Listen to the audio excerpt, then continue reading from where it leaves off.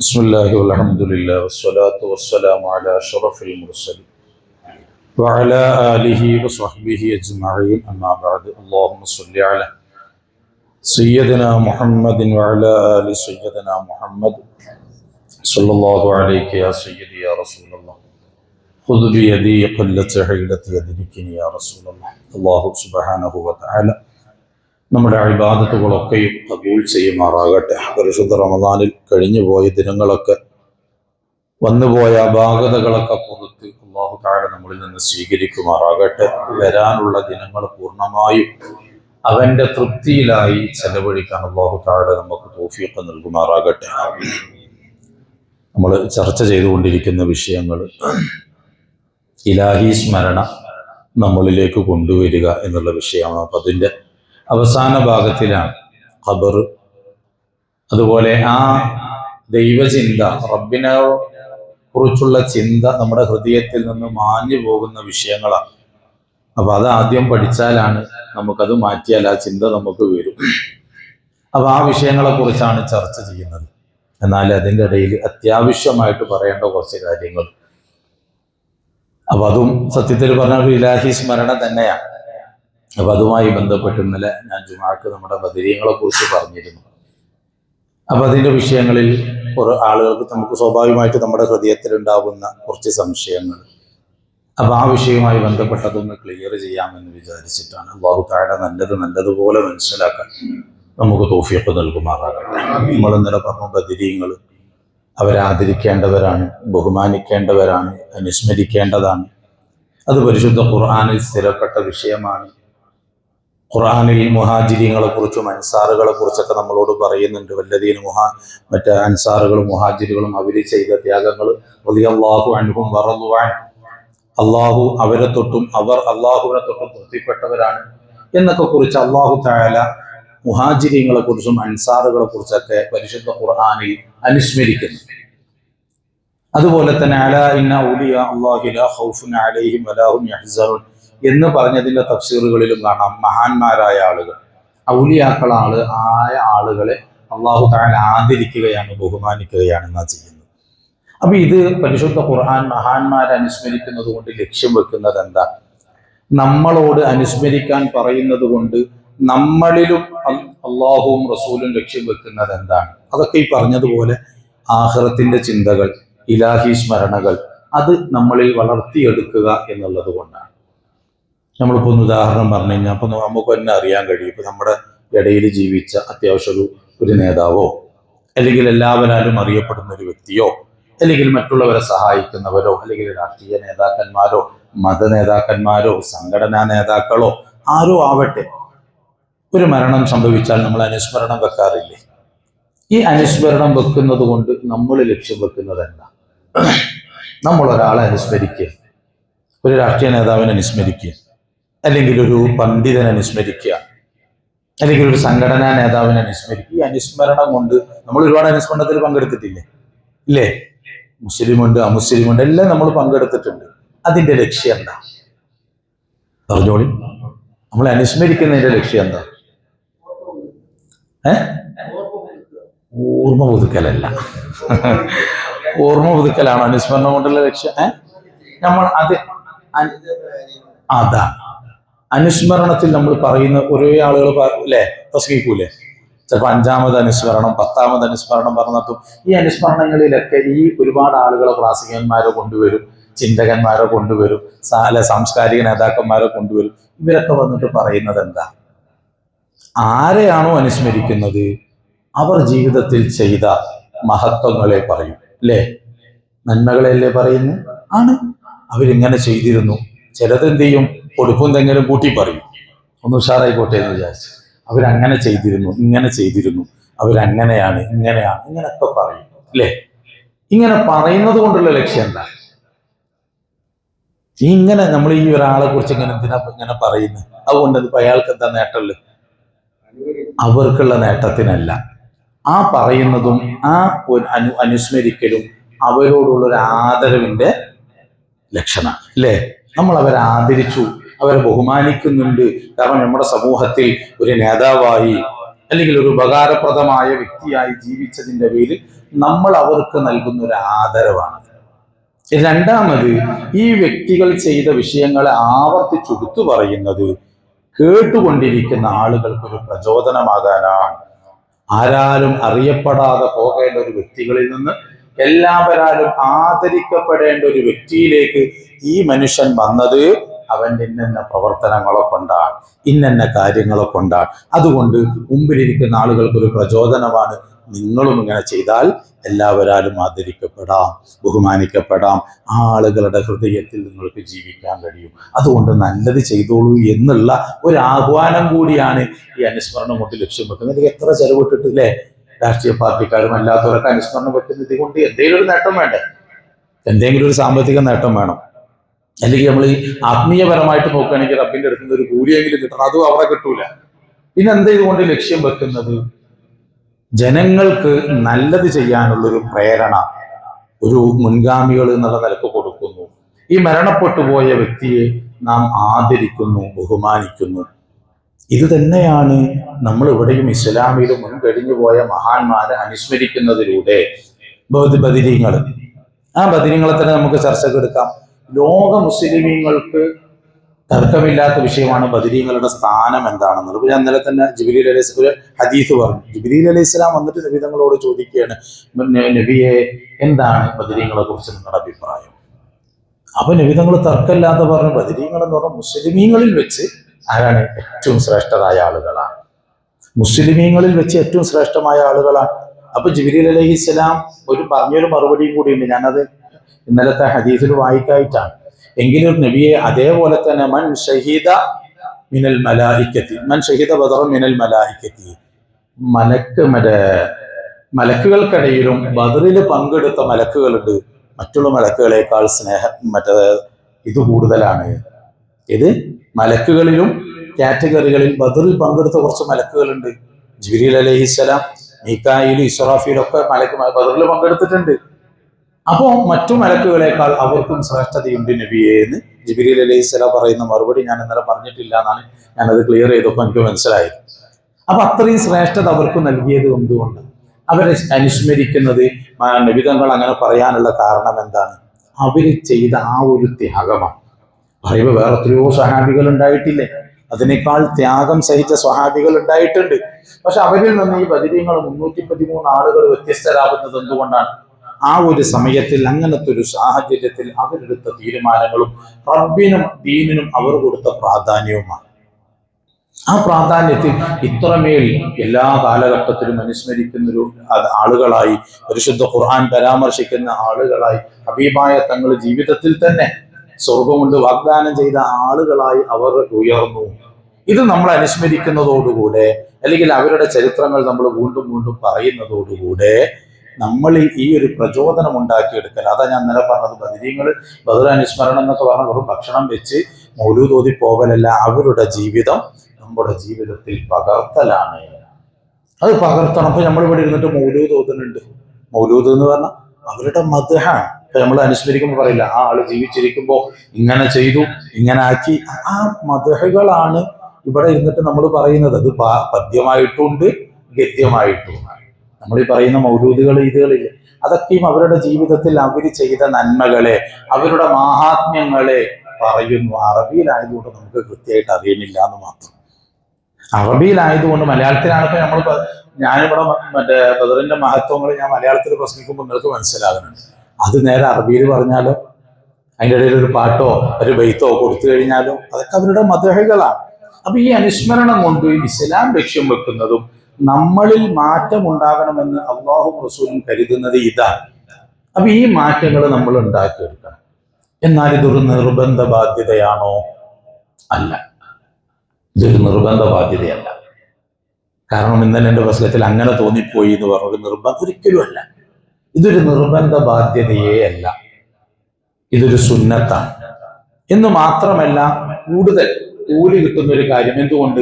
നമ്മളെ സംസ്കരിക്കാൻ നമ്മൾ പറയുന്നത്, നമ്മുടെ മുൻഗാമികളായ ആളുകളുടെ ചരിത്രം എടുത്തിട്ടാണ് നമ്മുടെ കുട്ടികളെ എന്ത് ചെയ്യുന്നത്, മോട്ടിവേഷൻ ചെയ്യുന്നത് അല്ലേ?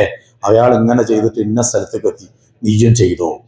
അപ്പൊ നമ്മളെ ആത്മീയതയിലേക്ക് ഉയർത്താൻ, ഇലാഹി സ്മരണയിലേക്ക്, റബ്ബിന്റെ സ്ഥാനം ഇപ്പൊ നമുക്കൊക്കെ ഉള്ള പ്രശ്നം എന്താ? ദുനിയാവും ആഖിറവും വെച്ച് കഴിഞ്ഞാൽ നമ്മൾ എന്തിനാ തിരഞ്ഞെടുക്കുക? ഒരു സ്ഥലത്ത് അള്ളയും റസൂലും, ഒരു സ്ഥലത്ത് ദുനിയാവും ഉണ്ട്. നമ്മൾ ഏതിനെ സെലക്ട് ചെയ്യുന്നത്? ദുനിയാവിനെയാണ്. ഇല്ലേ? ഇല്ലാന്ന് നമ്മൾ പറയാൻ പറ്റില്ല. അതുകൊണ്ടാണ് ബാങ്ക് കേട്ടിട്ട് നിസ്കരിക്കാൻ വരാതെ നമ്മൾ എന്ത് ചെയ്യുന്നത്? മറ്റുള്ള കച്ചവടത്തിൽ നിൽക്കുന്നത്. കാരണം ദുനിയാവാണ്. അപ്പൊ ഈ ഒരു ചിന്തയിൽ നിന്ന് മാറി അതവിടെ കിടന്നാലും എന്റെ റബ്ബാണ് വലുത് എന്ന ചിന്തയിലേക്ക് കൊണ്ടുവരാൻ ഇവര് നമ്മളെ പ്രേരണ നൽകുകയാണ്. അതാണ് ഞാൻ ഇന്നലെ പറഞ്ഞത്. കാരണം ബദറിലേക്ക് ഇറങ്ങാൻ വേണ്ടി പറഞ്ഞപ്പോണ്ടായ അവസരങ്ങൾ എത്ര കാരണങ്ങൾ പറയാം. ആ പറഞ്ഞ കാരണങ്ങളൊക്കെ സത്യം എഴുതിയില്ലേ? നമ്മൾ പറയുന്ന പോലത്തെ കാരണങ്ങളല്ലല്ലോ. പക്ഷെ എന്തെങ്കിലും ഒരു കാരണം അവര് പറഞ്ഞില്ല. പിന്നെന്താ അവര് ചെയ്ത്? അവിടെ എന്ത് കാരണം ഉണ്ടെങ്കിലും എന്റെ റബ്ബാണോ പറഞ്ഞത് എങ്കിൽ അവനക്കാണ് സ്ഥാനം എന്ന് പറഞ്ഞ് നമുക്കിപ്പോൾ ഇല്ലാത്തത് അതാണ്. നമ്മുടെ ഹൃദയത്തിൽ റബ്ബിന് സ്ഥാനമില്ല. ആ സ്ഥാനം കൊണ്ടുവരാനാണ് നമ്മൾ ഈ ക്ലാസ് എടുക്കുന്നത്. അപ്പൊ അത് ഇവരെ പോലെയുള്ള ആളുകൾ നമുക്ക് പ്രചോദനം നൽകുകയാണ്. അവരുടെ ജീവിതം ഒന്ന് പഠന വിധേയമാക്കുമ്പോൾ ഞാൻ ഒന്നും വേണ്ട, ഗാന്ധിജിയുടെ ജീവിത ആത്മകഥ നമ്മൾ വായിക്കാറില്ലേ? അതിൽ നിന്ന് നമ്മൾ എന്താ ലക്ഷ്യം വെക്കുന്നത്? കുറെ ആളുകൾ പറയും എൻ്റെ ജീവിതത്തിൽ മാറ്റം വരുത്തിയത് ഗാന്ധിജിയുടെ ആത്മകഥയാണ്, എന്ന ആളുടെ ആത്മകഥ വായിച്ചു, അതിന്റെ ശേഷം ആ ഒരു പാത പിൻപറ്റി എത്രയോ ആളുകളില്ലേ? ഇല്ലേ? ഉണ്ട്. അതെന്തുകൊണ്ടാ? അതൊരു പ്രചോദനമാണ്. ആ ഒരു പ്രചോദനം ബദരീങ്ങളിൽ നിന്ന് നമുക്ക് കിട്ടിയാൽ, മുൻകഴിഞ്ഞ മഹാന്മാരിൽ നിന്ന് നമുക്ക് കിട്ടിയാൽ നമ്മുടെ ആഖിറ രക്ഷപ്പെട്ടു. അതാണ് ഇസ്ലാം ലക്ഷ്യം വെക്കുന്നത്. ഈ മഹാന്മാരെ അനുസ്മരിക്കലോടെ, അവരുടെ മദഹുകൾ പറയലോടെ, അവരോട് സ്നേഹം വെക്കലോടുകൂടെ അവർ നമ്മളുടെ റോൾ മോഡലായിട്ട് മാറുക.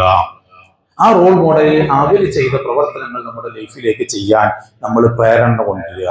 അതിനോടുകൂടെ നമ്മുടെ ആഖിറം വിജയിക്കുക. അത്രയേ ഉള്ളൂ. അതിനത് നിർബന്ധ ഒരു ബാധ്യമാണ്. നിർബന്ധമായിട്ട് ചെയ്യണം. ഇനി ഒരാൾ അങ്ങനെ ചെയ്തിട്ടില്ലെങ്കിൽ ആ ചെയ്യാത്ത കാരണം കൊണ്ട് അവൻ നരകത്ത് പോകുമോ? ഒരിക്കലും പോകില്ല. നല്ല മനസ്സിലാക്കണേ.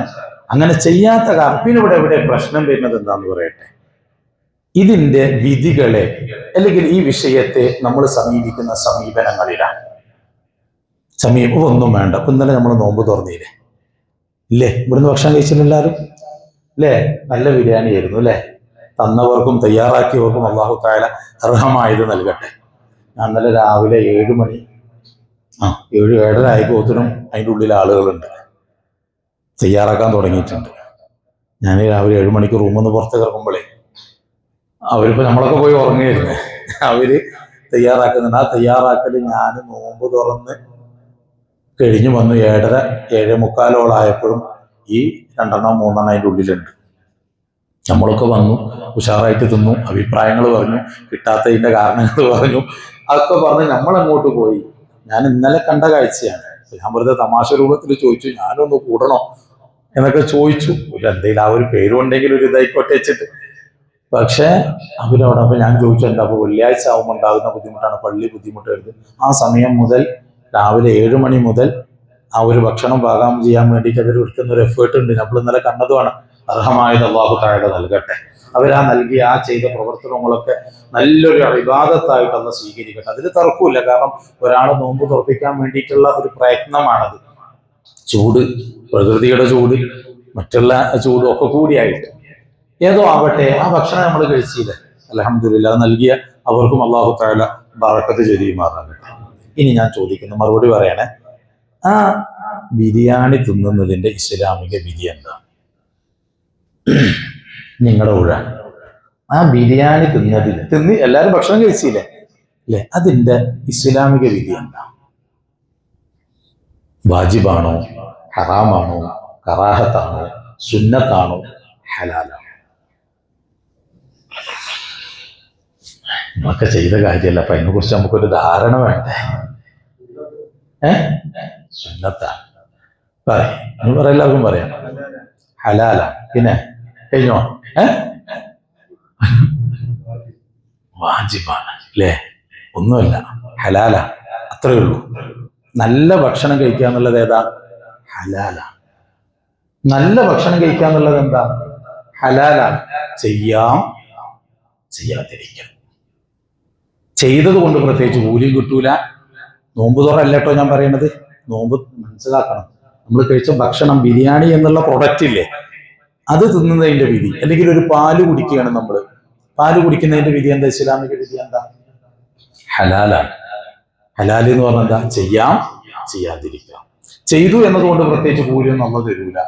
ഇനി ഉപേക്ഷിച്ചു എന്നതുകൊണ്ട് പ്രത്യേകിച്ച് ശിക്ഷ നമ്മൾ തരൂല. നമ്മുടെ ഇഷ്ടമായി ഇത് ചെയ്യാം, അത് ഹലാലാണ്. മനസ്സിലാവുന്നുണ്ടോ? ഇനി ഒരാള് ആ ഹലാല് അത് ഹലാലല്ല ഹറാമാക്കി എന്ന് പറഞ്ഞാലുള്ള വിധി എന്താ?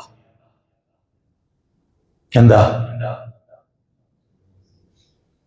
ഒന്നുമില്ല, ഒന്ന് കെലിമൊന്നും കൂടി ചൊല്ലിക്കോ, കൂടുതലൊന്നുമില്ല, പിന്നെ കെലിമൊന്നും കൂടി ചൊല്ലിക്കോ, മുർത്തദ്ദായി പോകും.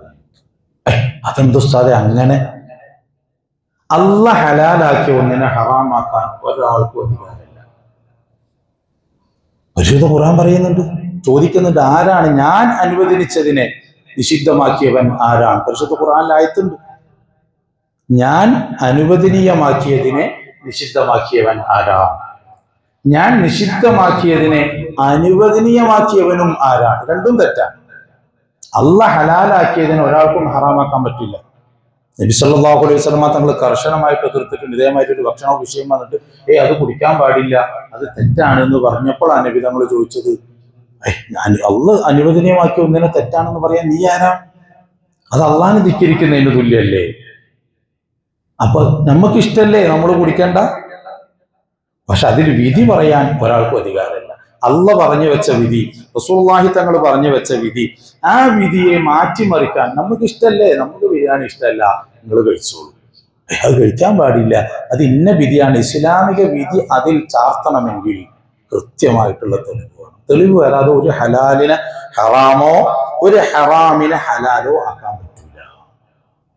എങ്കിലൊരു സുന്നത്തിനെയോ, ഇതുപോലെ ഹലാല് ഹറാമിന്റെ ഇടയിലുള്ള വിഷയമാണ്, എന്നാൽ ഒരു സുന്നത്താണെങ്കിലോ അള്ളാഹു തആല അല്ലെ നബി തങ്ങൾ സുന്നത്ത് എന്ന് പറഞ്ഞ വിഷയം, റബ്ബ് സുന്നത്ത് എന്ന് പറഞ്ഞ വിഷയത്തെ നമ്മൾ അത് ചെയ്യാൻ പാടില്ല, അത് സുന്നത്തല്ല, അത് തെറ്റാണ്, ഹറാമാണെന്ന് പറഞ്ഞുള്ള ഗൗരവം എത്രയാണ്?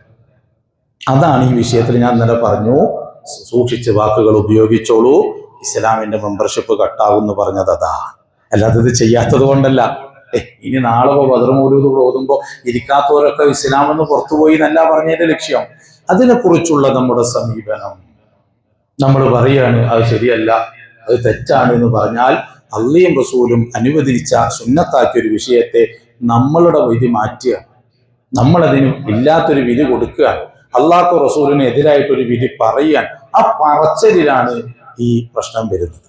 നമ്മൾക്ക് ഇഷ്ടല്ലേ ചെയ്യണ്ട, ചെയ്യണവര് ചെയ്തോട്ടെ, പാല് കുടിക്കണവര് കുടിച്ചോട്ടെ, നമ്മൾ എന്തിനാ എതിർക്കാൻ നിൽക്കുന്നത്? ബിരിയാണി തിന്നണോര് തിന്നോട്ടെ, നമുക്ക് ഇഷ്ടമല്ലേ, നമുക്ക് ഇഷ്ടമുള്ള മന്തിയോ മധുഹൂത്തോ കബ്സയോ വെറുജോറോ എന്താ വെച്ചാൽ കഴിച്ചോളൂ, തിന്നണോര് കഴിച്ചോട്ടെ. പക്ഷെ കഴിക്കുന്നവർക്ക് വിധി പറയാൻ പറ്റൂല. അതൊരു സുന്നത്തുള്ള കാര്യം കൂടിയാണ്, ഒരു ഇബാദത്തായിട്ട് ഇസ്ലാം പഠിപ്പിച്ച കാര്യം കൂടിയാവുമ്പോൾ ഗൗരവങ്ങൾ കൂടും. അങ്ങനെ പഠിപ്പിച്ചൊരു വിഷയമാണ് ഇത്, മഹാന്മാരെ അനുസരിക്കുക. പരിശുദ്ധ ഖുർആനിൽ തന്നെ അതിന് തെളിവാണ് വന്നിട്ടുള്ളത്. മുൻഗാമികളുടെ ആളുകളുടെ ചരിത്രം പറയുന്നില്ലേ? ഇല്ലേ? പരിശുദ്ധ ഖുർആനിൽ നബിമാരുടെ ചരിത്രം പറഞ്ഞിട്ടില്ലേ? ആ ചരിത്രം പറയൽ കൊണ്ട് ലക്ഷ്യം വെക്കുന്നത് എന്താ? അള്ളാഹ് നബിമാരുടെ മൗലൂദ് ഓതിയിട്ടുണ്ട്. ഖുർആനിലെ സൂറത്തുൽ ഖസസിലും ഒരുപാട് സൂറത്തുകളിൽ മുൻകഴിഞ്ഞ പ്രവാചകന്മാരുടെ മൗലൂദ് ആരോധിയിട്ടുണ്ട്? അള്ളാഹ് ഓതിയിട്ടുണ്ട്. അവിടെ പദ്യമില്ലാന്നേ ഉള്ളൂ, ഗദ്യം നല്ല ഉഷാറ്. പദ്യത്തിനെയും ഗദ്യത്തിനെയും കവച്ചു വെക്കുന്ന ഏറ്റവും നല്ല ശൈലിയിൽ തന്നെയാണ് പരിശുദ്ധ ഖുർആനിൽ അല്ലാഹു തആല ആദം നബി അലൈഹിസ്സലാത്തു വസ്സലാമിന്റെ, നൂഹ് നബി അലൈഹിസ്സലാത്തു വസ്സലാമിന്റെ, കലീമുല്ലാഹി മൂസാ നബി അലൈഹിസ്സലാം, യൂസുഫ് നബി അലൈഹിസ്സലാം, ഈസാ നബി അലൈഹിസ്സലാം, ഇബ്രാഹിം നബി അലൈഹിസ്സലാം, ഇവരുടെ ജീവിതങ്ങൾ പറഞ്ഞിട്ടില്ലേ? അവർക്കുള്ള മുഅ്ജിസത്തുകൾ പറഞ്ഞിട്ടില്ലേ? മഹാത്മ്യങ്ങൾ പറഞ്ഞിട്ടില്ലേ? ഇല്ലേ? ഇതുകൊണ്ട് ലക്ഷ്യം വെക്കുന്നത് എന്താ? ഇതുകൊണ്ട് ലക്ഷ്യം വെക്കുന്നത് എന്താ? നമുക്കുള്ള പ്രചോദനമാണ്. മുൻകഴിഞ്ഞ മഹാന്മാരെ തള്ളാൻ പറ്റൂല, അവർ നമ്മൾക്ക് മാതൃകയാകണം, അവരുമായിട്ട് നമ്മളൊരു ആത്മീയ ബന്ധമുണ്ടാവണം. അതുകൊണ്ടാണ് അല്ലെങ്കിൽ പിന്നെ അള്ളാഹ് എന്തിനാ അത് പറയുന്നത്? പരിശുദ്ധ ഖുർആനാണ്. അതുകൊണ്ട് പറഞ്ഞാൽ നമുക്ക് ഖുർആനിനെ പഠിക്കണം. ഖുർആനിനെ പഠിച്ചാൽ നമുക്ക് ഈ തെറ്റിദ്ധാരണകളൊക്കെ തീരാവുന്നതാണ്. കാരണം ഖുർആനിലെ ഒരുപാട് വെറും നിയമങ്ങളും കാര്യങ്ങളും പറഞ്ഞാൽ മതി.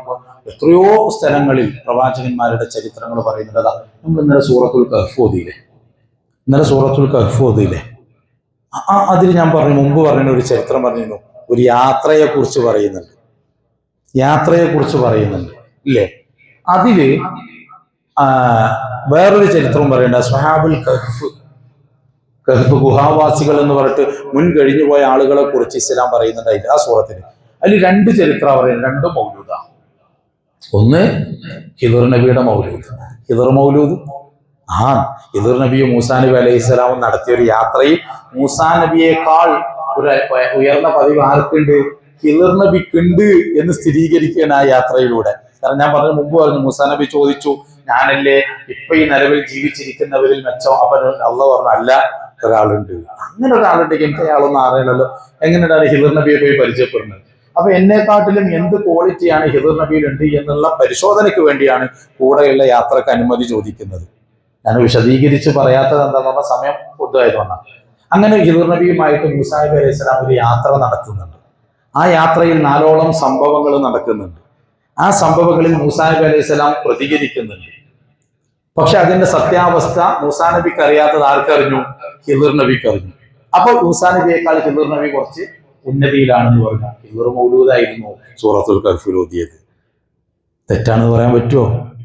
അതിനുശേഷം വേറൊരു പറയുന്നുണ്ട്, വഖൽബുഹും ബാസിതുൻ ദിറാഇഹി ബിൽ വസീദി ലവിത്തലഅത അലൈഹിം ലവല്ലൈത മിൻഹും.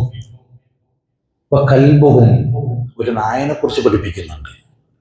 വഖൽബുഹും, എങ്ങനത്തെ നായയാണ്? വഖൽബുഹും ബാസിതുൻ ദിറാഇഹി, രണ്ട് കാലുകൾ ഇങ്ങനെ രണ്ട് മുൻകൈകൾ നീട്ടി വെച്ചിട്ട് ഗുഹാമുഖത്തോ അള്ളാഹുവിനെ ഇബാദത്തെടുത്തവരെ സ്നേഹിച്ചുകൊണ്ട് കാവൽ നിന്ന ഒരു നായ. പരിശുദ്ധ ഖുർആനിൽ സൂറത്തുൽ കഹ്ഫിൽ ഒരു നായയെ പരിചയപ്പെടുത്തുന്നുണ്ട്.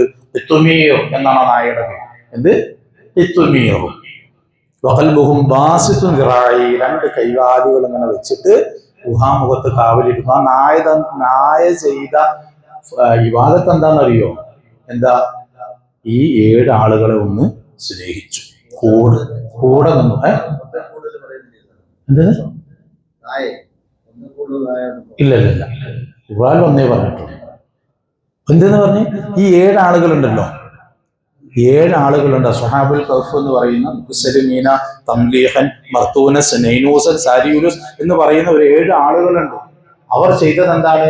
തൗഹീദിൽ അടിയുറച്ചു നിന്നു. ആ അടിയുറച്ചു നിന്നു. രാജാവിന്റെ അക്രമം ഭയന്ന്, ഭീഷണികൾ ഭയന്ന് അവർ പോവുകയാണ്.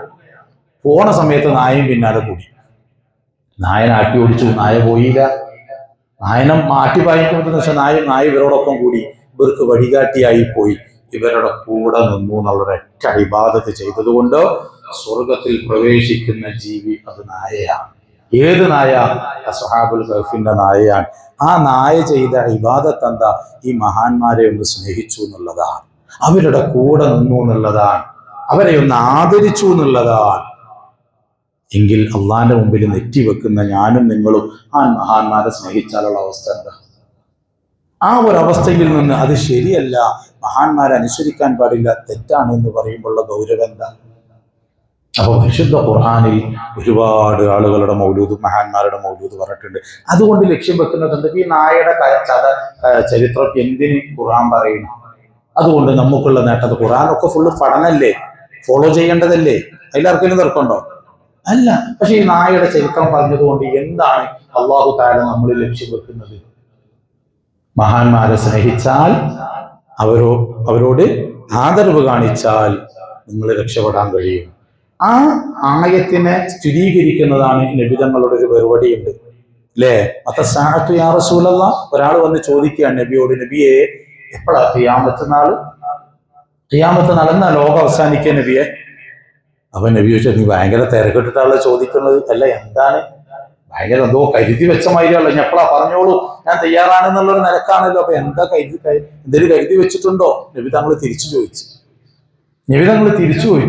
അപ്പൊ പറഞ്ഞില്ല, ലാ സ്വലാത്ത വലാ സിയാമ, എനിക്ക് നോമ്പുമില്ല നിസ്കാരമില്ല, ഞാൻ അങ്ങനെ ഒന്നും കരുതി വെച്ചിട്ടൊന്നുമില്ല നബിയെ. പിന്നെ ആകെ ഉള്ളത് എന്ന് പറഞ്ഞാൽ അള്ളാഹുവിനെ റസൂലിനെ ഇഷ്ടപ്പെടുന്നുണ്ട്, അള്ളാഹുവിനെ റസൂലിനെ സ്നേഹിക്കുന്നുണ്ട് നബിയെ. അപ്പൊ നബി തങ്ങൾ പറഞ്ഞൊരു പരിപാടിയുണ്ട്, കാനമൻ എന്നാൽ നീ ആരെ സ്നേഹിച്ചോ അവരോടൊപ്പായിരിക്കും നാളെ. മുഹമ്മദ് റസൂലുള്ളാഹി ബുഖാരി റിപ്പോർട്ട് ചെയ്യുന്ന ഹദീസാണ്. ആ ഒരു ഹദീസും ഈ പരിശുദ്ധ ആയത്തുകൾ സ്ഥിരീകരിക്കാനാണ് നമ്മൾ ഈ മഹാന്മാരെ സ്മരിക്കുന്നത്. അതിൽ അള്ളാഹു ആദരിച്ചു. പിന്നെ ഇതിൽ വേറൊരു വിഷയം കൂടിയുണ്ട്, അള്ളാഹുവിന്റെ ചിഹ്നങ്ങളെ ബഹുമാനിക്കുക. അള്ളാഹ് ആദരിച്ചതിനെ ആദരിക്കൽ ഈമാനിന്റെ ഭാഗമാണ്. അള്ളാഹ് ആദരിച്ചതിനെ ആദരിക്കൽ ഈമാനിന്റെ ഭാഗം. അതുകൊണ്ടാണ് നമ്മൾ പള്ളിയെ ആദരിക്കുന്നത്, ഖുർആനിനെ ആദരിക്കുന്നത്. അങ്ങനെ ഒരുപാട്. അള്ളാഹ്, ഞാൻ ചോദിക്കട്ടെ, കേവലം ഒരു പോത്ത്, ഇവിടെ പോത്ത് തന്നെയല്ലേ പറയാ, ഒരു പോത്ത്. ഇപ്പൊ നമ്മുടെ വീട്ടിലൊരു പോത്തുണ്ട്, അല്ലെങ്കിൽ നമ്മുടെ ഇവിടെ ഒരു പോത്തിനെ കണ്ടു, നമ്മൾ അതിനെ ആട്ടി ഓടിക്കും അല്ലേ, അല്ലെങ്കിൽ അങ്ങോട്ട് ഇതാക്കും, സമീപിക്കും, ഇതൊക്കെ. അതിനെ ഉദ്ഹിയ്യത്തിന് വേണ്ടി കരുതി കഴിഞ്ഞാൽ, ഉദ്ഹിയ്യത്തിന് വേണ്ടി കരുതി കഴിഞ്ഞാൽ പിന്നെ അതിനോടുള്ള സമീപനം എങ്ങനെ ആയിരിക്കണം? സ്നേഹിക്കണം വേണ്ടേ? ഒരു പോത്താണ്, അതിന് ഉദ്ഹിയ്യത്തിന് വേണ്ടി അങ്ങോട്ട് കരുതി കഴിഞ്ഞാൽ പിന്നെ അതിനെ ഉപദ്രവിക്കാൻ പാടില്ല, തല്ലാൻ പാടില്ല, ബഹുമാനിക്കണം. അതിനെ മാത്രം ബഹുമാനിച്ചാൽ മതിയോ? പോത്തിനെ മാത്രം ബഹുമാനിച്ചാൽ മതിയോ?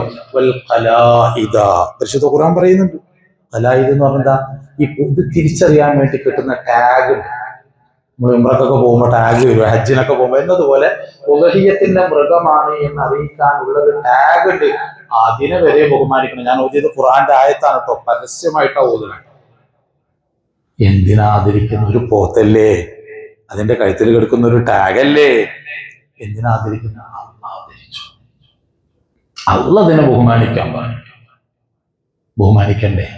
അതൊന്നും പറ്റൂല, അതൊക്കെ വെറുതെ പറയാണെന്ന് പറഞ്ഞാൽ അപ്പോഴാണ് ഞാൻ പറഞ്ഞ കെലിമ ഒന്നും വേണ്ട. അഷ്ഹദു അല്ലാ ഇലാഹ ഇല്ലല്ലാഹ് വഅഷ്ഹദു അന്ന മുഹമ്മദ് റസൂലുള്ളാഹ് എന്ന് കെലിമ ചൊല്ലിയിട്ട് ഒന്നുകൂടി എന്ത് ചെയ്താൽ മതി? ഉള്ളിക്ക് കയറിയാൽ മതി. ഇത് ഞാനതൊന്നും എൻ്റെ വക അല്ല കേട്ടോ, ഇസ്ലാമിന്റെ നിയമമാണ്. പറഞ്ഞു തരേണ്ട ബാധ്യത എന്റെയാണ്. അംഗീകരിക്കുന്നവർക്ക് അംഗീകരിക്കാം, തള്ളിക്കളയുന്നവർക്ക് തള്ളിക്കളയാം. അത്രയും ഗൗരവമാണ്. ആ ഗൗരവമാണ് ഞാൻ ഇന്നലെ സൂചിപ്പിച്ചത്. കാരണം ഇഷ്ടമില്ലേ, ചെയ്യണ്ട, നിർബന്ധ ബാധ്യത ഒന്നുമല്ലല്ലോ. ചെയ്യുന്നവര് ചെയ്യട്ടെ, ആക്ഷേപിക്കണ്ട. സമീപനാണ് പ്രശ്നം വരുന്നത്. ഞാൻ ചോദിക്കട്ടെ, ഖുർആനില്ലേ? ഖുർആൻ ഓതാത്ത എത്ര ആൾ? ഇപ്പൊ റമദാൻ 1 മുതൽ ഇന്ന് വരെയും തീരെ ഖുർആൻ ഓതാത്ത ആളുകൾ കൂട്ടത്തിലില്ലേ? ഇല്ലേ? ഇല്ലേ? ഉണ്ട് അല്ലേ? ഞാൻ ഖുർആൻ ഓതിയില്ല എന്നതുകൊണ്ട് പ്രത്യേകിച്ച് കുറ്റം കിട്ടും? കുറ്റം കിട്ടും. പക്ഷെ അവർ ഓതിയില്ല, അവര് പോയി ഓതാൻ അറിയില്ല. പ്രശ്നം ഓതുന്നവര് ഓതി, കുഴപ്പമുണ്ടോ? എന്തിനാ വെറുതെ ഖുർആൻ ഓതണം? ഒന്നും ശരിയല്ല എന്ന് പറഞ്ഞാലോ? എന്തിനാ ഖുർആൻ ഓതണം? അത് ശരിയല്ല എന്ന് പറഞ്ഞാലോ? വിഷയം അറിയോ? പറയുന്നതിന്റെ ഗൗരവം മനസ്സിലാവുന്നുണ്ടോ? സമീപനം സൂക്ഷിക്കണം, സംസാരം സൂക്ഷിക്കണം, പ്രത്യേകിച്ച് ദീൻ. അതുകൊണ്ടാണ് നമ്മുടെ ദീനെ പഠിച്ചിട്ട് പറ. പ്രത്യേകിച്ച് നിയമങ്ങൾ, അത് ഖബർ സിയാറത്തായാലും ശരി, മൗലൂദാണെങ്കിലും ശരി, അനുസ്മരണമാണെങ്കിലും ശരി, സ്വതക്കയാണെങ്കിലും ശരി, സകാത്ത്, ഏത് വിഷയത്തിലും. കാരണം ഇസ്ലാമിന് കൃത്യമായ കാഴ്ചപ്പാടുണ്ട്. എല്ലാ നിയമങ്ങളും അൽയൗമ അക്മൽതു ലക്കും ദീനക്കും വഅത്മംതു അലൈക്കും നിഅമതി. പരിശുദ്ധ ഖുർആൻ പറഞ്ഞ എല്ലാ ദീനും നിയമങ്ങളും പൂർത്തിയായിട്ടുണ്ട്. ഇനി ഒരു നിയമം പൂർത്തിയാകാനുണ്ടോ? എല്ലാത്തിനും ഉണ്ട്. അപ്പൊ ആ നിയമങ്ങളിൽ നമുക്ക് എന്നല്ല, ഇന്ന് ജീവിച്ചിരിക്കുന്ന ഒരു പണ്ഡിതനാവട്ടെ, ഖാദിഖുല്ലാത്താവട്ടെ, തങ്ങളാവട്ടെ, കുത്തുബാവട്ടെ പറ്റൂല. അത് നിങ്ങൾക്ക് എന്നല്ല, ഒരാൾക്കും പറ്റൂല. അവിടെ എല്ലാ നിയമങ്ങളും, ആ നിയമങ്ങൾ എന്ത് ചെയ്യാണ്? നമ്മൾ നടപ്പിലാക്കുക എന്നുള്ളതേ ഉള്ളൂ. പൊതുവെ ധാരണ എന്തെങ്കിലും ഒരു വിഷയം വന്നാൽ മൗലവിമാരല്ലേ, അവരുടെ കയ്യിൽ ഒരു മസാല ഉണ്ടാക്കുന്നു. ഉണ്ടാക്കിയല്ല, ഉള്ള മസാല സാഹചര്യം വരുമ്പോൾ എന്ത് ചെയ്യണം? ഉപയോഗിക്കുക. നിയമങ്ങൾ എന്നോ ഉണ്ട്. റസൂലുള്ളാഹി തങ്ങളുടെ ഹയാത്ത് കാലത്തല്ലേ ഈ ആയത്തിറങ്ങിയത്? ഈ ആയത്തിറങ്ങിയപ്പോഴല്ലേ സിദ്ദീഖ് തങ്ങൾ കരഞ്ഞത്? എല്ലാവരും സന്തോഷിച്ചു. കാരണം ദീന് പൂർത്തിയാകാൻ വേണ്ടി അഹോരാത്രം ത്യാഗം സഹിച്ച സ്വഹാബത്തിലേക്ക് ജിബ്രീൽ അലൈഹിസ്സലാത്തു വസ്സലാം വന്ന് ഈ ആയത്ത് ഓതി കൊടുത്തപ്പോൾ സന്തോഷിച്ചു. ദീന് പൂർത്തിയായില്ലേ, ഇതിനൊന്ന് പൂർത്തിയാക്കാനല്ലേ ഞങ്ങൾ ശ്രമിച്ചു. പക്ഷെ സിദ്ദീഖ് തങ്ങൾ മാത്രം കരഞ്ഞു. അപ്പൊ എല്ലാവരും ചോദിച്ചു, അല്ല, നിങ്ങളെന്തിനാ കരയുന്നത്? നിങ്ങളല്ലേ ഏറ്റവും കൂടുതൽ സന്തോഷിക്കേണ്ടത്. കാരണം എന്താ? ദീന് പൂർത്തിയാക്കാൻ വേണ്ടി പ്രാരംഭഘട്ടം മുതൽ ആദ്യമായിട്ട് ഇസ്ലാം സ്വീകരിച്ച വ്യക്തി ആരാ? സയ്യിദുനാ സിദ്ദീഖുൽ അക്ബർ റളിയല്ലാഹു അൻഹു അല്ലേ, ആണുങ്ങളിൽ നിന്ന്. അപ്പൊ അത്രയും ഫസ്റ്റ് ഇസ്ലാം സ്വീകരിച്ച് നബി തങ്ങളുടെ സന്തത സഹചാരിയായി ഏറ്റവും ക്രിട്ടിക്കൽ അവസരങ്ങളിൽ വരെ ജീവൻ പണയം വെച്ച് മുത്തുനബി തങ്ങളുടെ കൂടെ നിന്ന് ദീനിനെ പൂർത്തിയാക്കാൻ നിന്നിട്ട് ദീന് പൂർത്തിയായി എന്ന് അറിയുമ്പോൾ തങ്ങൾ എന്തിനാ കരയുന്നതെന്ന് ചോദിച്ചു. അപ്പോൾ ആ സിദ്ദീഖ് തങ്ങൾ പറഞ്ഞത്, ഞാൻ കരഞ്ഞത് കാരണം നബി തങ്ങൾ ഇങ്ങോട്ട് വന്നത് എന്തിനാ?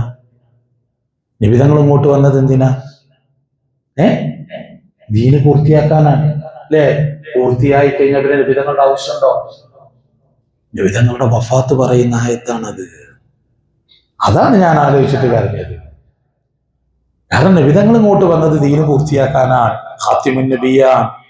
പ്രവാചക ശൃംഖലയുടെ അവസാനത്തെ കണ്ണിയാണ്. ഇനി ഒരു പ്രവാചകന്റെ ആവശ്യമില്ല, ദീനെല്ലാം സമ്പൂർണ്ണമാക്കി തന്നിട്ടുണ്ട് എന്ന് പറഞ്ഞാൽ ഇനി പ്രവാചകന്റെ ആവശ്യമില്ല. നബി തങ്ങളുടെ വഫാത്ത് സൂചിപ്പിക്കുന്നുണ്ട്. അതുകൊണ്ട് കരഞ്ഞു പോയതാണ്. ഉടൻ തന്നെ സ്വഹാബത്തോട് നബിതങ്ങളിലേക്ക്, നബിയെ സിദ്ദീഖ് റളിയല്ലാഹു അൻഹു ഇങ്ങനെയാണല്ലോ പറയണത്, സ്വന്തക്കത്തെ സിദ്ദീഖ് പറഞ്ഞ സത്യമാണ്. അപ്പൊ ദീൻ ആ നബിതങ്ങളുടെ ഹയാത്ത് കാലത്ത് തന്നെ പൂർത്തിയായിട്ടുണ്ട്. നിയമങ്ങളുണ്ട്. ആ നിയമങ്ങൾ ഇപ്പൊ നമ്മൾ പഠിച്ച് സമീപിച്ച് പറയുക. അറിയാത്ത കാര്യങ്ങളും ഉണ്ടാതിരിക്കുക. ദീനിന്റെ വിഷയത്തിലുള്ള ഗൗരവം അങ്ങനെയാണ്. അറിയുന്നില്ലേ, മൗനം വീക്ഷിച്ചോട് ചോദ്യം വരൂല. അല്ലെങ്കിൽ അതിനെക്കുറിച്ച് പഠിക്കാൻ ശ്രമിക്കുക. അതിന്റെ നിയമം എല്ലാത്ത വിഷയം നമുക്ക് താല്പര്യമില്ലേ, ഇഷ്ടമല്ലേ, ചെയ്യണ്ട. നമുക്ക് ചിലപ്പോൾ ഇഷ്ടം, ഇതൊന്നും നിർബന്ധിച്ച് ചെയ്യിപ്പിക്കേണ്ട വിഷയങ്ങളും അല്ല. അതിന്റെ കാര്യഗൗരവങ്ങൾ അറിയുന്ന ആളുകൾ, പണ്ഡിതന്മാർ പറഞ്ഞു കൊടുക്കേണ്ട ബാധ്യത ഉണ്ട്. അത് അവര് പറഞ്ഞു തരും. ചെയ്താലുള്ള ഗുണങ്ങൾ എന്താ? ഇതാ, അത് പരിശുദ്ധ ഖുർആൻ കൊണ്ട് സ്ഥിരപ്പെട്ടു. അതുകൊണ്ടാണ് പറഞ്ഞത്, മഹാന്മാരെ സ്നേഹിച്ചാൽ നമ്മൾ ആഖിർ അങ്ങനെയൊക്കെ രക്ഷപ്പെടാൻ കഴിയും. അല്ല അവര് രക്ഷപ്പെടുത്തുന്നുമല്ല, ഈ അസ്ഹാബുൽ കൗഫിനെ കിത്മീർ സ്നേഹിച്ചിട്ട് കിത്മീറിന് ആരാ സ്വർഗത്തിൽ കൊണ്ടുവന്ന അസ്ഹാബുൽ കൗഫാണോ? അല്ലേ? കാരണം അള്ളാഹ് ആദരിച്ചത് കൊണ്ടൊക്കെ ചേർത്ത് നമ്മളിനിപ്പോ ബദരീങ്ങളെ സ്നേഹിച്ചു, ബദരീങ്ങൾ നമുക്ക് എന്തെങ്കിലും തരുന്നുണ്ടോ? ഒന്നും തരുന്നില്ല. ഇനി അങ്ങനെയായിരുന്നു കരുതണം. ബദരീങ്ങൾ നമുക്ക് എന്തെങ്കിലും തരുന്നുണ്ടോ? ബദരീങ്ങളാണ് നമ്മളെ സ്വർഗത്തിൽ കൊണ്ടുവന്നു? അല്ലല്ല, അല്ലേ തരുന്നത്. ആരാ? അല്ലേ. പിന്നെ എന്തിനാ തരുന്നത്? അള്ളാഹ് ആദരിച്ചതിനെ. എനിക്ക് ഇഷ്ടം വെച്ചതിനെ ഞാൻ ആദരിച്ച ഒരാളെ നിങ്ങൾ ആദരിക്കുന്നു, ഞാൻ നിങ്ങളെ ബഹുമാനിക്കുന്നു. അള്ളാഹ് ആദരിച്ചൊരു ടീമിനെ നമ്മൾ ആദരിക്കുമ്പോൾ അപ്പൊ അള്ളാഹിനോടുള്ള സ്നേഹം കൊണ്ട്, അപ്പൊ ബദരീങ്ങളെ നമ്മൾ സ്നേഹിക്കുന്ന എന്തിനാ? അള്ളാഹിനോടുള്ള സ്നേഹം കൊണ്ട്. അള്ളാഹ് സ്നേഹിച്ചു എന്നതുകൊണ്ടാണ്. ഉമർ തങ്ങൾ പറഞ്ഞില്ലേ ഹജറുൽ അസ്വദിനോട്, അല്ലേ? ഹജറുൽ അസ്വദിനെ മുത്തിയിട്ട് ഉമർ തങ്ങൾ പറഞ്ഞിട്ടുണ്ട്, ഹജറുൽ കല്ലേ, നീ വെറും കല്ലാണ്, നീ വെറും. പിന്നെ ഞാൻ മുത്തിയത് എന്തിനാ? എന്റെ മുത്തുന്നത് ഞാൻ കണ്ടിട്ടുണ്ട്. എന്റെ പ്രവാചകൻ നിന്നെ മുത്തുന്നത് ഞാൻ കണ്ടിട്ടുണ്ട്. ആ പ്രവാചകനോടുള്ള സ്നേഹമാണ് നിന്നെ ഞാൻ ചുംബിച്ചത്. അല്ലാതെ നിനക്കൊരു മാത്രമല്ല, നീ വെറും കല്ലാണെന്ന് ഉമർ തങ്ങൾ പറഞ്ഞില്ലേ. നമ്മളും ചെയ്യുന്നതാ. ബദരീങ്ങളോട് പറയുന്നത് എന്താ? അള്ളാഹ് ബദരീങ്ങൾ ആദരിച്ചിട്ടുണ്ട്. ആ അള്ളാഹിനോടുള്ള സ്നേഹമാണ് ബദരീങ്ങളോടുള്ള ആദരവ്. ആ അള്ളാഹിനോടുള്ള സ്നേഹമാണ് ഔലിയാക്കളോടുള്ള ആദരവ്. അല്ലാതെ അവരിതൊന്നും നമുക്ക് ചെയ്തു തരില്ല. അവർക്ക് സ്വന്തമായിട്ട് ഒരു ചെറുവിരൽ അനക്കാൻ, മുത്തുനബിക്ക് ഒരു ചെറുവിരല് സ്വന്തമായിട്ട് അള്ളാന്റെ സഹായം അല്ലാതെ ഒരു ചെറുവിരൽ അനക്കാൻ കഴിവുണ്ട് എന്ന് വിശ്വസിച്ചവൻ തീരുന്നു കൊണ്ടാണ്. അങ്ങനത്തെ ഒരു വിശ്വാസമില്ല. പിന്നെ ഏതെങ്കിലും അറിവില്ലാത്തവന്റെ ഹൃദയത്തിൽ അങ്ങനെ ഒരു വിശ്വാസം ഉണ്ടായി എന്നതുകൊണ്ട് ഇത് മൊത്തം തെറ്റാണെന്ന് പറയാനും പറ്റൂല. അത് അവന്റെ കുഴപ്പമാണ്. മനസ്സിലായില്ല? ഏതെങ്കിലും ഒരു വിശ്വാസം തീരെ അറിവില്ലാത്തവൻ അങ്ങനെ ധരിച്ചുപോയി, അതുകൊണ്ട് എന്താ നബി ആദരിക്കാൻ പറ്റില്ല എന്ന് പറയാൻ പറ്റും? അത് അവന്റെ കുഴപ്പമാണ്. യഥാർത്ഥ വിശ്വാസം ഇതാണ്. അതുകൊണ്ട് മഹാന്മാരെ ആദരിക്കുന്നതും ബഹുമാനിക്കുന്നതും ഇസ്ലാമികമാണ്. അതിൽ നമുക്ക് ആത്മീയമായ പുരോഗതിയുണ്ട്. അതിൽ നമ്മുടെ ആഖിറത്തിലെ വിജയമുണ്ട്. ആ വിജയം വരുന്നതിന്റെ വഴിയൊക്കെ തരുന്നത് അല്ലാഹുവാണ്. ഇത് അനുസ്മരിക്കുന്നത് കൊണ്ട് ലക്ഷ്യം വെക്കുന്നത് അവരുടെ ജീവിതത്തിലെ നന്മകൾ നമ്മളിലേക്ക് പകർത്തലാണ്. അവർ നമുക്ക് കാണിച്ചു തന്ന മാതൃകയാക്കണം. അങ്ങനെയൊക്കെ ചെയ്യലാണ്. പിന്നെ ഭക്ഷണം കൊടുക്കാൻ പറ്റും എന്നുള്ളതാണ്. ഭക്ഷണം കൊടുക്കാം. ആ ഭക്ഷണത്തിലും കാരണക്കാരവരാണ്. കാരണം ഖദീജ ബീബി റളിയല്ലാഹു തആല അൻഹ വഫാത്തായതിനു ശേഷം മഹദിയുടെ പേരിൽ നബി സല്ലല്ലാഹു അലൈഹി വസല്ലം തങ്ങൾ ആടിനെ അറുത്ത് മാംസം വിതരണം ചെയ്തിട്ടുണ്ട്. അപ്പൊ അത് ഖദീജ ബീവിയുടെ പേരിൽ ഇപ്പൊ അങ്ങനെ അടുത്തൊരു ഇത് വരിക എന്താ പറഞ്ഞാൽ സ്വാഭാവികമായിട്ടും വരിക എന്താ പറയുക, എന്താ അപ്പൊ നേർച്ച മുഹീദ്ദീൻ ഷെയ്ഖിന്റെ പേരിലല്ലേ അറക്കുന്നത്? ബദരീങ്ങളുടെ പേരിലേക്ക് പോത്തിന് ഇറക്കല്ലേ? അപ്പൊ അല്ലാത്തവർക്ക് വേണ്ടി അർത്തിയില്ലേ? അല്ലേ? പേര് ഇപ്പൊ നമുക്ക് ഉദാഹരണം അക്കീക്കത്ത് ഇറക്കലില്ലേ? അക്കീക്കത്ത് ഇല്ലേ? കുട്ടീന്റെ പേരിലല്ല ഇറക്കുക. അതിന്റെ അർത്ഥം എന്താ? കുട്ടീന്റെ പേര് പറഞ്ഞ ഇറക്കുക എന്നാ അതിന്റെ അർത്ഥം? അല്ല, പേരാരുടെ പറയുന്നുള്ളൂ? അള്ളാന്റെ പേര്. പിന്നെ കുട്ടിയുടെ പേരിലാണ് അർത്ഥത് എന്ന് പറഞ്ഞു. അതിന്റെ അർത്ഥം എന്താ? ഈ ഭക്ഷണം കൊടുക്കാൻ കാരണക്കാരനാരാ? ആ കുട്ടിയാണ്. അതുകൊണ്ടാണ് ഇതിന്റെ കൂലി ആർക്ക് കിട്ടുന്നത്? ആ കുട്ടിക്ക് കിട്ടുന്നത്. അല്ലെ? ഈ അക്കീക്കത്ത് അർത്ഥത്തിന്റെ കൂലി ആർക്കാ കിട്ടുക? കുട്ടിക്കാണ്. കാരണം എന്താ? ഇത് ഇറക്കാൻ കാരണക്കാരനാരാ? ആ കുട്ടിയാണ്. അതുകൊണ്ടാണ് ആ കുട്ടിയുടെ പേരിൽ എന്നതുപോലെ ഒരു ഭക്ഷണം കൊടുക്കാൻ കാരണക്കാർ ഇപ്പൊ ഇതുവരെ ഇല്ല. അന്നൊരു ദിവസം ഭക്ഷണം കൊടുത്തതിന്റെ കാരണക്കാരാരാ? ബദരീ. അപ്പൊ ബദരീങ്ങളുടെ പേരിൽ ഭക്ഷണം കൊടുത്തു എന്നതുകൊണ്ട് ബദരീങ്ങളുടെ പേര് പറഞ്ഞു കൊടുത്തു എന്നല്ല. കൊടുക്കുന്നൊക്കെ അള്ളാന്റെ പൊരുത്തത്തിനാണ്. അതിനൊരു കാരണക്കാരൻ ഉണ്ടാവൂലേ? ഇല്ലേ? ഇപ്പൊ നിങ്ങൾ വീട്ടിൽ വന്നു, ഇപ്പൊ ഞാൻ എന്നെ നോമ്പറക്കാൻ വീട്ടിലേക്ക് വിളിക്കുകയാണ്. അപ്പൊ വീട്ടിൽ നല്ലൊരു പൂവൻകോഴി ഉണ്ട്. ഉസ്താദിന് വേണ്ടി അറുത്തു എന്ന് പറഞ്ഞു. ഉസ്താദിന് വേണ്ടി അർത്ഥതാന്ന് പറഞ്ഞു. ഇല്ലേ? അപ്പൊ ഇനി നാളെ എന്നാ ഉസ്താദ് നിങ്ങൾക്ക് വേണ്ടി അർത്ഥത നിങ്ങൾ കൂലിയാന്ന് എന്നോട് ചോദിക്കും. നിങ്ങള് ഇപ്പൊ ഇനി പറഞ്ഞു ബദരീങ്ങൾക്ക് വേണ്ടി അർത്ഥത്തോണ്ട് ഇനി ബദരീങ്ങളോട് പോയിട്ട് കൂലി ചോദിക്കുന്നല്ലേ ഞാൻ അടുത്ത് പറയാ. ഇനിയിപ്പോ എന്നോട് ചോദിക്കുക ഉസ്താദിന് വേണ്ടിയിട്ടാണ് ഞാൻ കോഴിന് അർത്ഥമുണ്ട്, ഉസ്താദ് കൂലി അർത്ഥം എന്ന് പറഞ്ഞാൽ അങ്ങനെയാണോ? അപ്പൊ പറഞ്ഞതിന്റെ അർത്ഥം ഉസ്താദിനെ ഭക്ഷിക്കാൻ വേണ്ടിയിട്ട്, ഉസ്താദിനെ ആദരിക്കാൻ വേണ്ടി, പിന്നെ അതിഥിയെ ബഹുമാനിക്കുക എന്നുള്ള നിലക്ക് നിങ്ങൾക്ക് വേണ്ടി അർത്ഥതാണ്. കൂലി തരുന്ന ആളാരാ? അന്ന് ഒക്കെ അങ്ങനെയുള്ളൂ. അതുകൊണ്ട് മനസ്സിലാക്കി കഴിഞ്ഞാൽ തീരാവുന്ന വിഷയങ്ങളേ ഉള്ളൂ. അതുകൊണ്ട് ഈ വിഷയങ്ങളിൽ കൃത്യമായിട്ട് നമ്മൾ കൈകാര്യം ചെയ്യുക. നിർബന്ധ ബാധ്യതയല്ല, താല്പര്യമുള്ളവർക്ക് ചെയ്യാം, അല്ലാത്തവർക്ക് ഒഴിവാക്കാം. പക്ഷേ സമീപനം സൂക്ഷിക്കണം. ചിലപ്പം മുർത്തദായി ഇസ്ലാമിൽ നിന്ന് പുറത്തു പോകാൻ സാധ്യതയുണ്ട്. അതുകൊണ്ടാണ് വീണ്ടും ഈ ഒരു വിഷയം നമ്മുടെ ചർച്ച അവിടെ നിർത്തിവെച്ചിട്ട് ഒന്നും കൂടി മനസ്സിലായില്ലേ? അതുകൊണ്ട് കൃത്യമായിട്ട് നമ്മൾ കൈകാര്യം ചെയ്യുക. അള്ളാഹു തആല നമുക്ക് തൗഫീഖ് നൽകുമാറാകട്ടെ. അർഹമുർ റഹീമായ റബ്ബേ, ഞങ്ങൾ പറഞ്ഞതും കേട്ടതും ഒക്കെ ഒരു സ്വാലിഹായ അമലായി നീ കബൂൽ ചെയ്യണേ റഹ്മാനെ. റബ്ബേ, ദീർഘകാലം ദീനീ ഖിദ്മത്തിലായി നിന്റെ ത്വാഅത്തിലായി ജീവിച്ചു മരിക്കാൻ ആഗ്രഹമുണ്ട്. തൗഫീഖ് നൽകണേ അല്ലാഹ്. വന്നുപോയ അപാകതകൾ ചെറുതും വലുതും നിന്റെ മഹദ് ഫദ്ൽ കൊണ്ട് ഞങ്ങൾക്ക് നീ പുറത്തു തരണേ റഹ്മാനെ. തെറ്റ് ചെയ്യാതെ അവശേഷിക്കുന്ന ജീവിതം, പ്രത്യേകിച്ച് അവശേഷിക്കുന്ന പരിശുദ്ധ റമദാനിലെ ദിനങ്ങൾ പൂർണ്ണമായും നിന്റെ തൃപ്തിക്കാക്കണം. തൗഫീഖ് നൽകണേ അല്ലാഹ്. സാഹചര്യങ്ങൾ അനുകൂലമാക്കണേ അല്ലാഹ്. അല്ലാഹുവേ, നിന്റെ റഹ്മത്ത് കൊണ്ട് ഞങ്ങളുടെ ജീവിതം നീ സന്തോഷത്തിലാക്കണം റഹ്മാനെ. വിഷമങ്ങളിൽ നിന്ന്, പ്രയാസങ്ങളിൽ നിന്ന് നീ സലാമത്ത് നൽകണം റഹ്മാനെ. രോഗങ്ങളിൽ നിന്ന് ശമനം നൽകണം റഹ്മാനെ. അല്ലാഹു, എല്ലാ നിലക്കും നീ റാഹത്ത് നൽകണേ അല്ലാഹ്. മരണപ്പെട്ടു പോയവർക്കും ഞങ്ങൾക്കുമൊക്കെ നരകമോചനം സാധ്യമാക്കണേ അല്ലാഹ്. ربنا آتنا في الدنيا حسنة وفي الآخرة حسنة وقنا عذاب النار. آمين برحمتك يا أرحم الراحمين والحمد لله رب العالمين.